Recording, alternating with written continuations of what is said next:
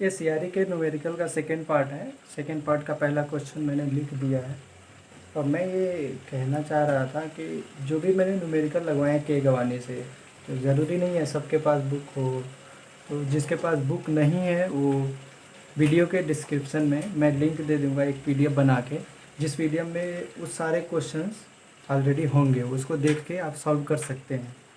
पहला क्वेश्चन ये है, the concentration of A compound undergoing chemical change where 5.7 to 3.23 and 1.96 at the time 0, 20 and 50 minute respectively। ठीक है, from the common cement of reaction।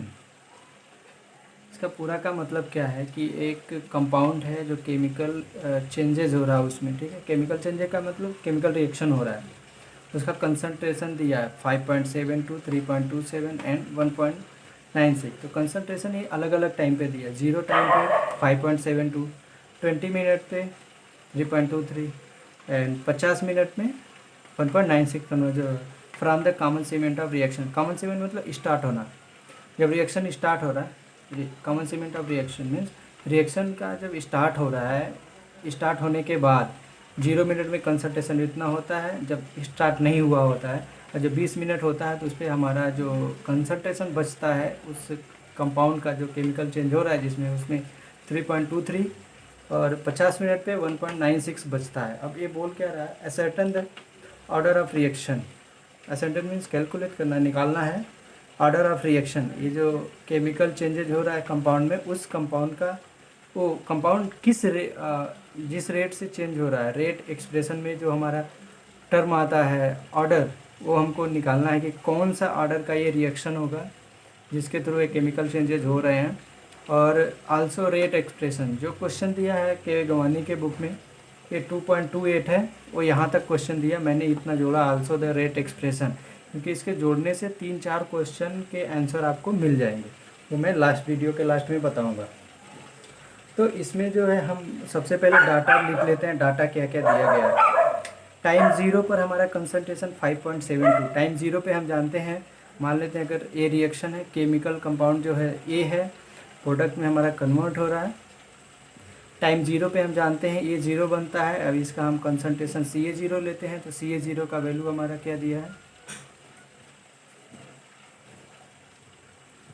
यहाँ पे लिखते हैं। CA0 का जो वैल्यू दिया हमारा 5.72 दिया है। ए हमारा टाइम जब 20 मिनट होता है, मान लेते हैं टाइम T1 हो गया 20 मिनट।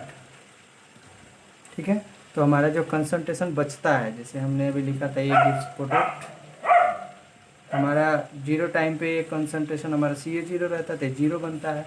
T टाइम पे हम मानते हैं CA बचा है, और ये हमारा CA0 XA बना है, जहाँ पे XA हमारा फ्रैक्शनल कन्वर्जन है। ठीक है, तो CA बना तो हम T1 टाइम ले रहे हैं, CA1 लिखेंगे। T2 टाइम पे हम लिख देंगे CA2 बना। ठीक है,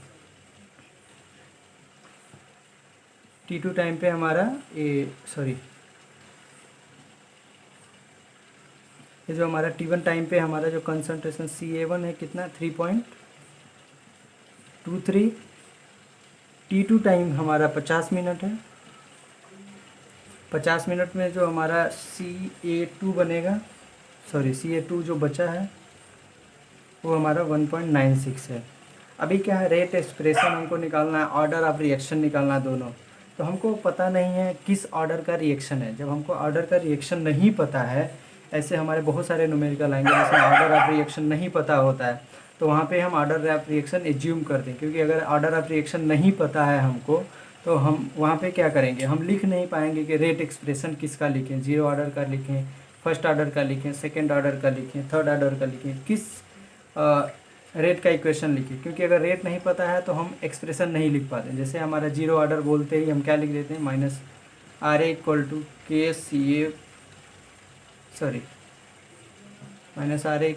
DCA/dt, माइनस में DCA/dt। 0 ऑर्डर है तो केवल K रहेगा इक्वल टू में, फर्स्ट ऑर्डर है KCA रहेगा, सेकेंड ऑर्डर है KCA² रहेगा, थर्ड ऑर्डर है तो KCA3 रह जाएगा। ठीक है, तो इस हिसाब से हम इंटीग्रेटेड फॉर्म निकालते हैं, दोनों तरफ इंटीग्रेट करके, जैसे कि हमने पूरा डेरिवेशन किया है शुरुआत में 8-9 वीडियो में, उस तरह से हम करेंगे। तो हम यहाँ पे क्या करते हैं, जब ऐसा नहीं दिया रहता है तो हमको ये मान के चलना पड़ता है कौन सा ये ऑर्डर होगा, किस ऑर्डर का ये रिएक्शन हो रहा हो। तो हम ऐसे एजम्पशन लेते हैं, पहला एजम्पशन लेंगे। अगर पहला एजम्पशन लेंगे तो हमारा क्या आएगा, हम मान लेते हैं ये जो रिएक्शन हो रही है ये फर्स्ट ऑर्डर से हो रही है, ठीक है, फर्स्ट ऑर्डर। तो हम इंटीग्रेटेड फॉर्म लिखेंगे फर्स्ट ऑर्डर का, तो हमको क्या पता होता है, माइनस हटा के लिखते हैं। जो हमारा इंटीग्रेटेड फॉर्म आता है वो आता है ln CA0 by CA equal to KT आता है, ठीक है।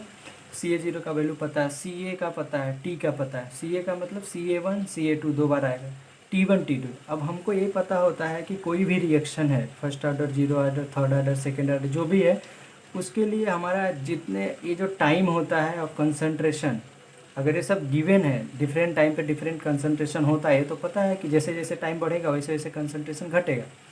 लेकिन हमारा जो K का वैल्यू है किसी सेम ऑर्डर के लिए, जीरो ऑर्डर है तो किसी भी T1 किसी भी CA के वैल्यू पे हम निकालेंगे K का वैल्यू तो सेम आएगा। तो अगर हम दो कंडीशन यहाँ पे हमको मिलता है, ठीक है, पहला कंडीशन है T1 CA1 का, दूसरा कंडीशन है T2 CA2 का। अगर हम वैल्यू निकाल के यहाँ K का वैल्यू निकालें K1 K2 दो बार, अगर दोनों वैल्यू सेम आ जाते हैं तो हम बोलेंगे फर्स्ट ऑर्डर है, ठीक है।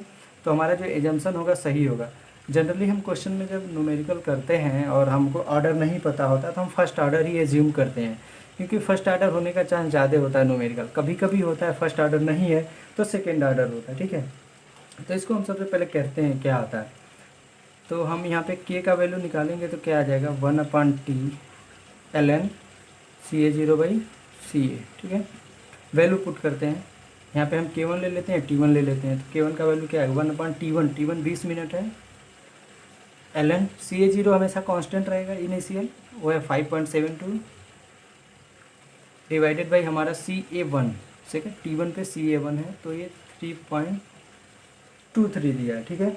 तो इसका वैल्यू हमारा आ जाएगा, जब सॉल्व करेंगे K1 का वैल्यू आएगा 0.01241 मिनट इनवर्स। जो फर्स्ट ऑर्डर होता है वहाँ पे रेट कांस्टेंट का मिनट इनवर्स होता है, एक वीडियो हम लोगों ने लगा चुके हैं। अगर नहीं है तो आप यहाँ से कैलकुलेट करके देख सकते हैं, -RA equal to -DCA by DT equal to KCA। K का यूनिट निकालना है, CA का होता है मोल पर लीटर कंसंट्रेशन, इसका भी मोल पर लीटर कंसंट्रेशन, दोनों कट जाएगा। नीचे बता टाइम का यूनिट होता है मीटर, मिनट या सेकेंड या आवर, तो ये ऊपर जाएगा मिनट इनवर्स या सेकेंड इनवर्स या आवर इनवर्स, कुछ भी हो सकता है। यहाँ पे मिनट में दिया तो हम मिनट में लिखेंगे, ठीक है, मिनट में आएगा। K2 का वैल्यू क्या होगा, 1/T2 का वैल्यू 50 मिनट दिया है, ln CA0 5.72 सेम है, डिवाइडेड बाई CA2 1.96, ठीक है। ये वैल्यू आ जाएगा 0.0693 मिनट इनवर्स। अब यहाँ पे 0.06 आया, यहाँ पे 0.01 आया, तो यहाँ पे K1 K2 का वैल्यू सेम नहीं है, K1 not equal to K2, ठीक है। K1 का वैल्यू सेम नहीं है तो हमारा ये एजम्पशन जो हो गया गलत हो गया।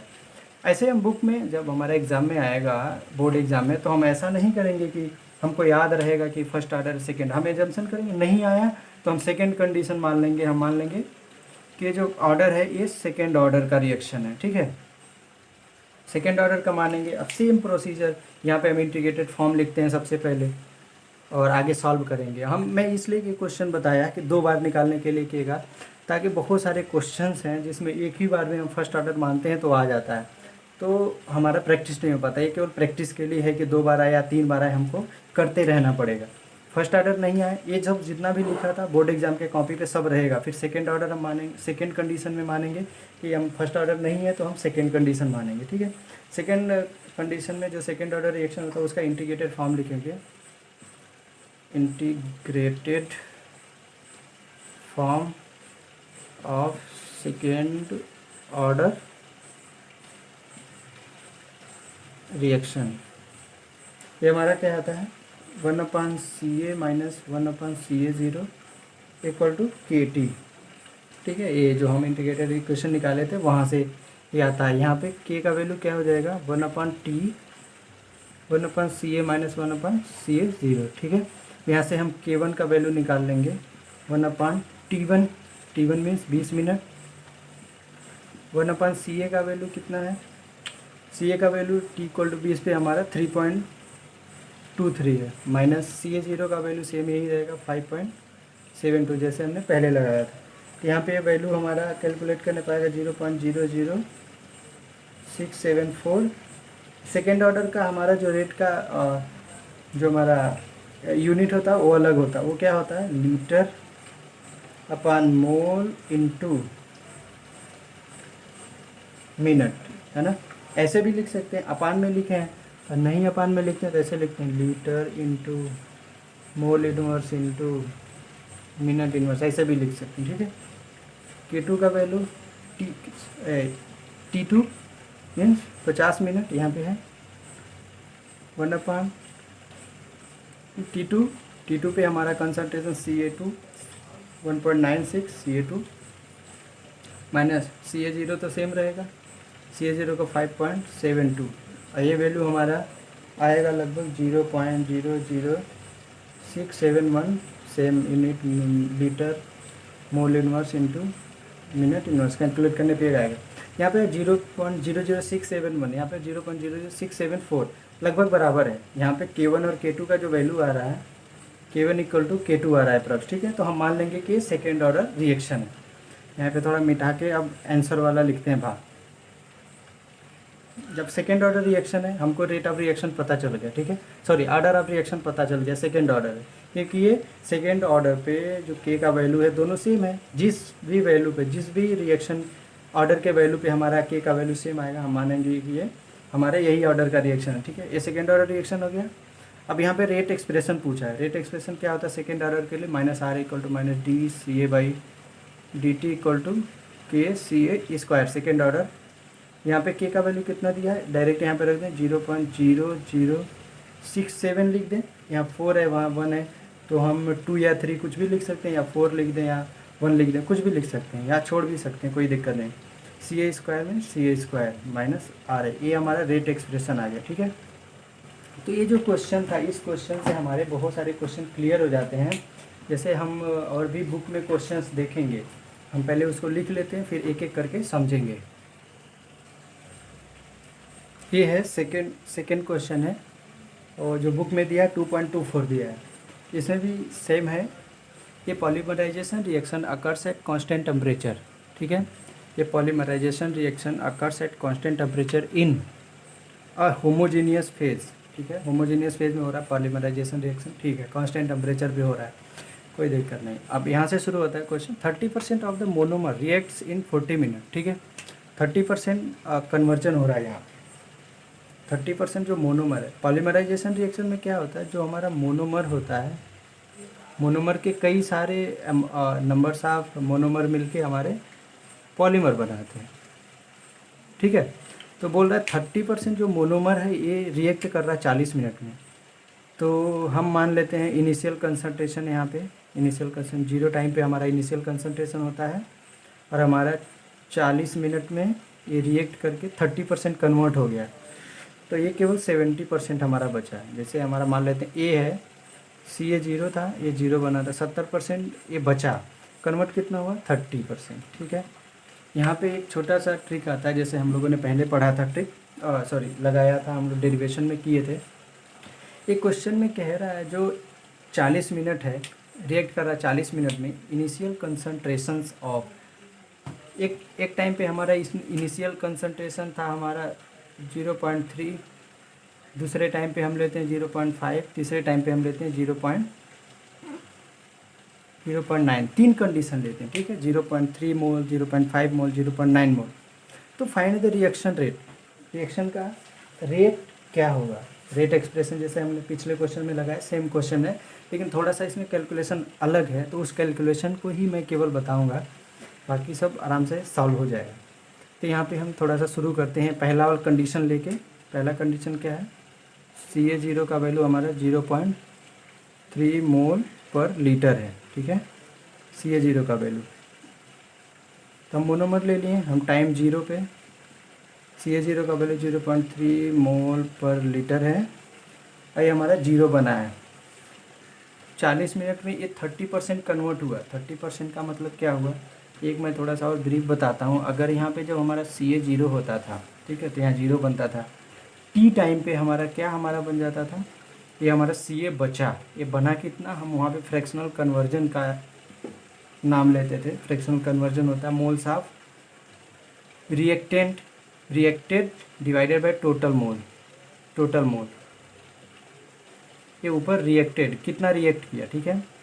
तो इसमें जब टोटल मोल से मल्टीप्लाई करते हैं, टोटल मोल हमारा CA 0 इनिशियल में, तो हमारा रिएक्टेड जो मोल होता था मोनोमर के वो आ जाता था, ठीक है, या रिएक्टेंट जो भी होता था उसका रिएक्टेड कितना रिएक्ट कितना करता था वो वैल्यू आ जाता था।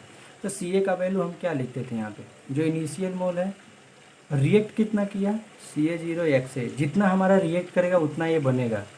CA 0 XA ये बनेगा, CA 0 XA रिएक्ट करेगा, तो इतना जब रिएक्ट कर गया, रिएक्ट करके पॉलीमर बना लिया, तो बचा कितना, जो इनिशियल में से घटाएंगे जो बचेगा हमारा CA बचा, ठीक है ना।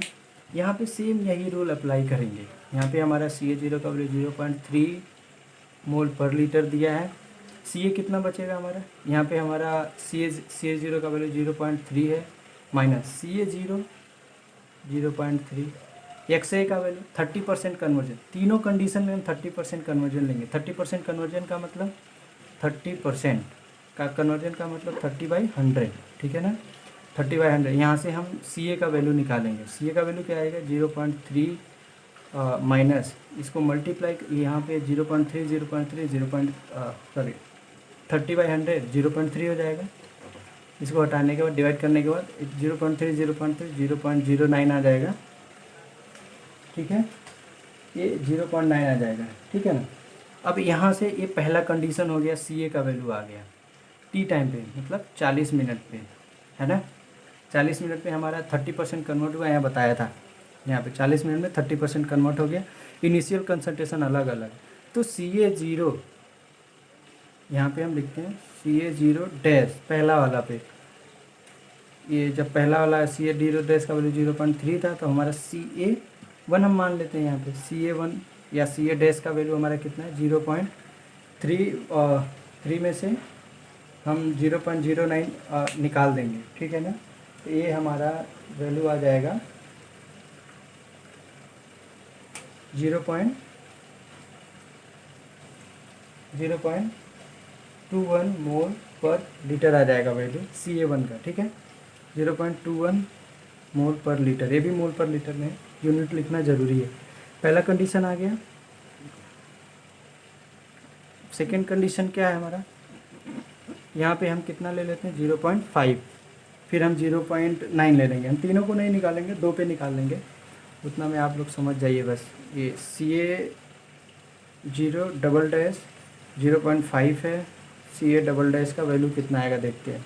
CA 0 XA या CA 0 डैश या जो भी लिखना, XA तो सेम रहेगा क्योंकि 40 में 30% ही कन्वर्ट हो रहा है।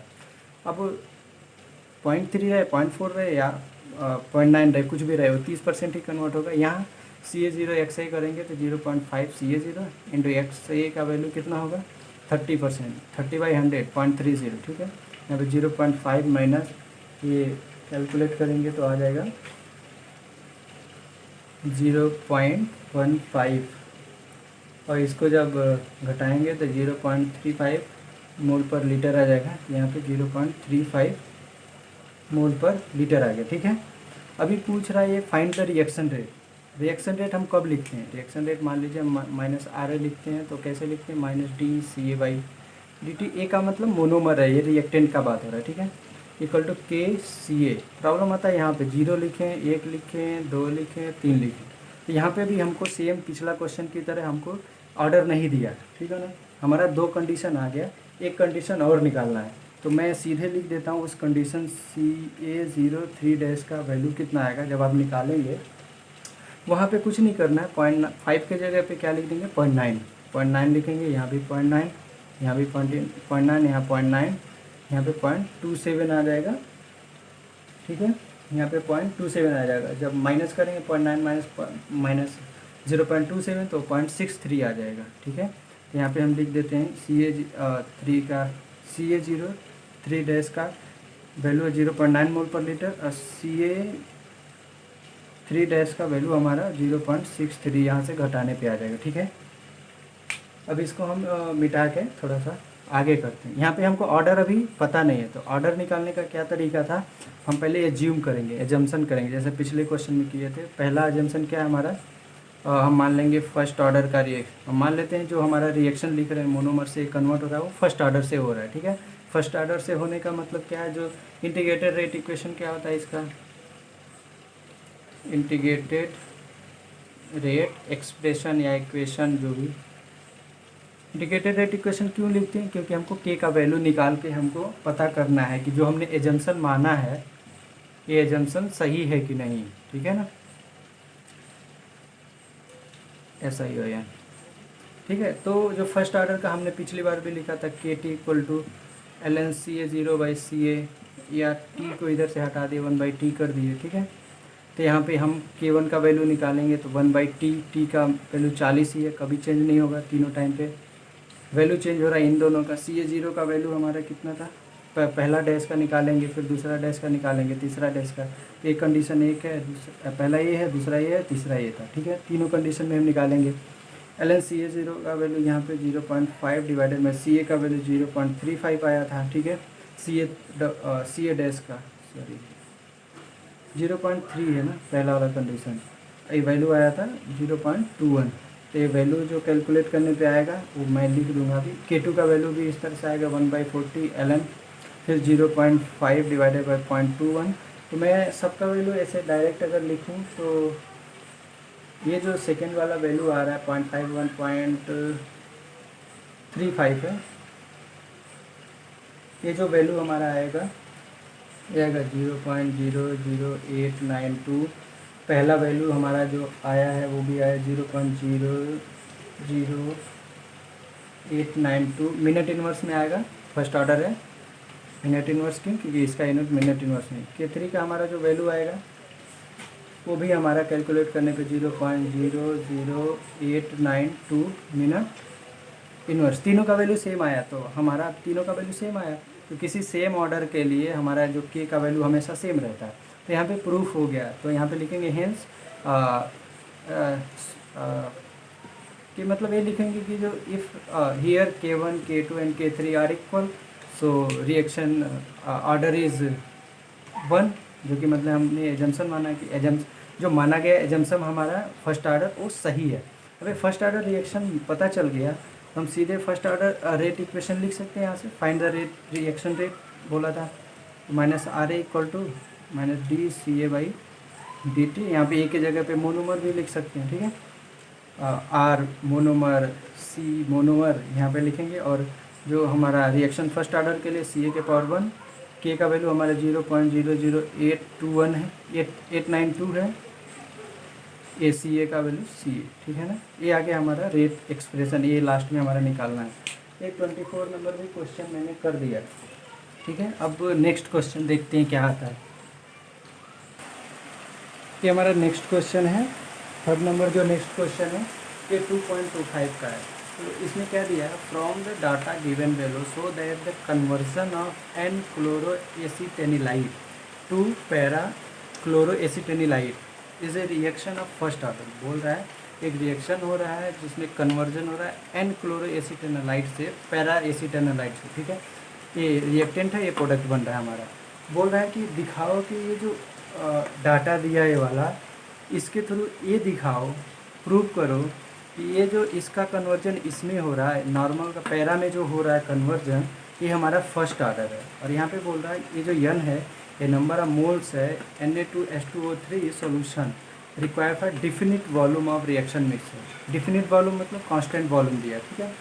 तो हम यहाँ पे जब सॉल्व करेंगे तो यहाँ से जैसे पिछले दो क्वेश्चन में हमको एज्यूम करना पड़ा कि ये फर्स्ट ऑर्डर है, फिर हम सेकेंड ऑर्डर मानेंगे, फिर के का वैल्यू निकालेंगे, ठीक है। यहाँ पे दिखाना है, मीन्स हमको अगर हम फर्स्ट ऑर्डर पहले ही दे दिया कि मतलब निकालना ये फर्स्ट ऑर्डर ही है, तो हम क्या करेंगे, फर्स्ट ऑर्डर के थ्रू सेम रेट एक्सप्रेशन तुरंत लिख देंगे, minus R A equal to minus D C A by D T equal to K C ए, क्योंकि ये हमको प्रूव करना है कि ये फर्स्ट ऑर्डर रिएक्शन है, ठीक है।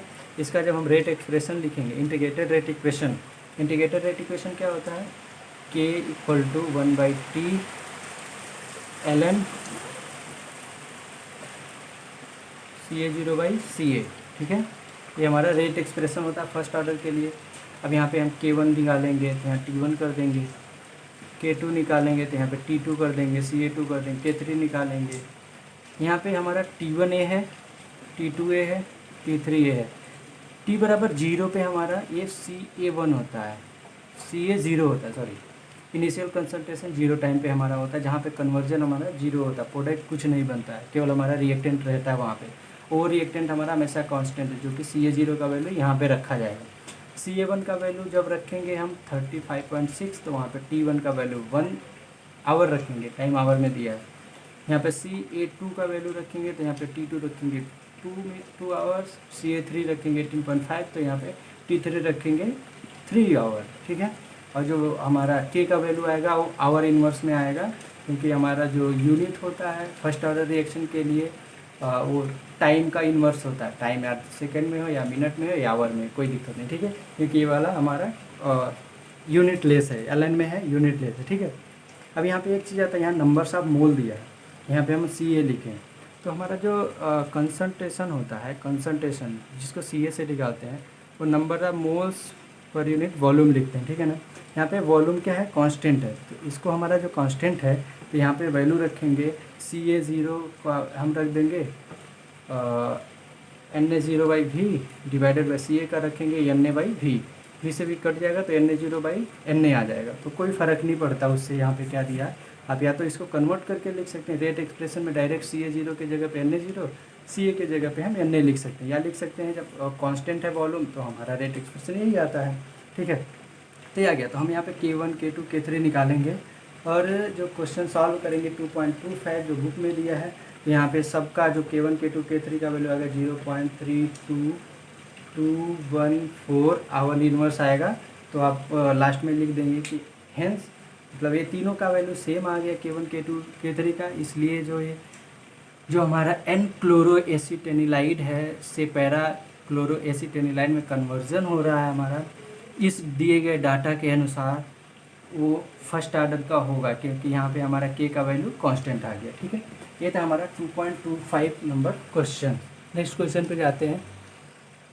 ये हमारा 4th नंबर क्वेश्चन है और ये जो बुक में दिया है 2.27 नंबर का क्वेश्चन, 2.27। यहाँ पे दिया क्या है, following results are obtain for the decomposition of nitrous oxide in contact with gold surface at 900 degree centigrade, ठीक है। यहाँ पे इसका 900 पे हो गया है कुछ, उससे हमको कोई फ़र्क नहीं पड़ता है। यहाँ पे हमारा हो क्या रहा है, मेन चीज़ जो हमारा ये डाटा दिया है, क्योंकि ये जो रिजल्ट्स आया है डिकम्पोजिशन N2O नाइट्रस ऑक्साइड का डिकम्पोजिशन हो रहा है। जैसे नाइट्रस ऑक्साइड का डिकम्पोजिशन जो होता है N2O gives NO plus half, sorry ये मुझे याद नहीं आ रहा, मैं कभी बताऊंगा इसको नेक्स्ट वीडियो में।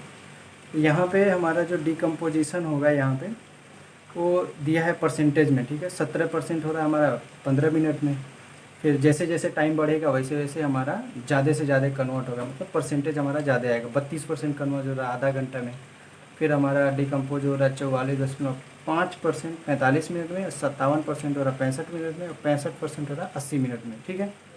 और ये हमको दिखाना है कि जो कन्वर्जन हो रहा है N2O का, वो हमारा डिकम्पोजिशन या कन्वर्जन जो भी हो रहा है वो हमारा फर्स्ट ऑर्डर रिएक्शन के थ्रू आ रहा है। तो हमको ये प्रूव करना है कि जो ऑर्डर ऑफ रिएक्शन होगा वो फर्स्ट ऑर्डर का होगा, ठीक है ना। तो सेम प्रोसीजर हम फॉलो करेंगे। फर्स्ट ऑर्डर जब बोल दिया, फर्स्ट ऑर्डर का हम रेट एक्सप्रेशन लिखेंगे सीधे, K = 1/T ln CA0/CA, लेकिन यहाँ पे हमारा परसेंटेज और N2O डिकम्पोज्ड मतलब डिकम्पोजिशन या कन्वर्जन का दिया है। तो यहाँ पे हमारा ये जो वैल्यूज़ दिए हैं ये x का दिया है, x N2O का दिया है 17% पहला कंडीशन में, दूसरा में 32%, तीसरा में 44.5%। तो यहाँ पे CA0 नहीं दिया है, तो हम जो ये CA0 और CA का वैल्यू हम कन्वर्ट कर देंगे XA में। A का मतलब यहाँ पे क्या है, हमारा A का मतलब N2O है, ठीक है। यहाँ पे जब कन्वर्ट करेंगे तो हम जानते हैं कि जो CA का वैल्यू होता है CA0 - CA0 XA होता है। इस पहला वाला क्वेश्चन में हम लोगों ने देखा है। तो ये हम जब वैल्यू रखेंगे यहाँ पे CA0 कॉमन ले लेंगे, 1 - XA बचेगा, ठीक है ना। तो CA0 को CA0 रहने देते हैं, लेकिन हम CA का वैल्यू यहाँ पे CA0 1 - XA रख देते हैं, 1/T ln CA0/, CA0 1 minus x ए हो जाएगा, ये कट जाएगा तो हमारा बचेगा 1/t ln 1। CA0 कट गया, 1/1 माइनस एक्स ए बचा। ठीक है, एक्स ए का वैल्यू हमारा यहाँ 1 लिख देते हैं, तो ये 17% दिया है, परसेंट को करेंगे पॉइंट में चेंज, तो 1.17 बाई 100 से डिवाइड कर देंगे, 0.17 आ जाएगा। ठीक है, T1 हमारा 15 है, T1 का वैल्यू 15 मिनट रखेंगे, और XA1 का वैल्यू 0.17 रखेंगे। यहाँ पे कैलकुलेट करेंगे तो कुछ वैल्यू आएगा, मीन्स K1 का वैल्यू आएगा। फिर हम 30 मिनट यहाँ पे रखेंगे, 30 मिनट के लिए यहाँ पे 0.32 रखेंगे, XA2 का वैल्यू 0.32, K2 का कुछ वैल्यू आएगा। K3 का निकालेंगे हम, T का वैल्यू हम क्या रख देंगे, यहाँ पे 45 मिनट में दिया 45 मिनट, और XA3 का वैल्यू हम 44.5 में 100 से जब डिवाइड करेंगे, XA3 44.5% या परसेंट को हटाएंगे तो अपन 100 हो जाएगा, 100 से डिवाइड करेंगे तो ये पॉइंट जो है यहाँ पे आ जाएगा 0.445 आ जाएगा। इसी तरह हम 0.57 यहाँ पे आ जाएगा, तो हमारा 0.57 फिर 65 मिनट, 80 मिनट पे हमारा ये 0.65 यहाँ पे आएगा। तो K1 K2 K3 K1 K2 K3 K4 K5 sorry हाँ K5 तक आएगा। इन सब का वैल्यू हमारा यहाँ से आ जाएगा, ये जो इन सब का वैल्यू जो आएगा वो हमारा K का वैल्यू सेम आएगा। वो K का वैल्यू हमारा यहाँ जो बुक में दिया है ये 0.01289 के अप्रॉक्स आएगा, ये मिनट इन्वर्स में होगा। ठीक है, सब सेम आ गया, तो हम बोलेंगे कि जो हमारा ऑर्डर ऑफ रिएक्शन है वो ऑर्डर ऑफ रिएक्शन है वो फर्स्ट ऑर्डर का यूनिटी, जो कि हमको प्रूव करना था, हेंस प्रूव। ठीक है, क्योंकि यहाँ पे K का वैल्यू सभी में सेम आया। ये था हमारा क्वेश्चन नंबर 2.27। नेक्स्ट क्वेश्चन देखते हैं। ये नेक्स्ट क्वेश्चन है